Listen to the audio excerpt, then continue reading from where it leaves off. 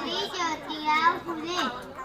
1 जानेवारी 1848 ला पुण्यातील भिडेवाड्यात आम्ही मुलींची पहिली शाळा सुरू केली. बघता बघता आमच्या 18 शाळा सुरू झाल्या. मी सावित्रीची सावित्रीबाई झाले, सावित्रीबाईची मी सावित्रीबाई झाले. म्हणूनच मी बोले, जर एक मुलगा शिकला ना तो एकटाच शहाणा होतो. जर एक मुलगा शिकला ना तो एकटाच शहाणा होतो. पण जर एक मुलगी शिकली ना तर ती संपूर्ण घराला शहाणं करते. म्हणूनच मुलींना वाचवा, मुलींना शिकवा आणि आपल्या देशाची साक्षरता वाढवा. जय ज्योती, जय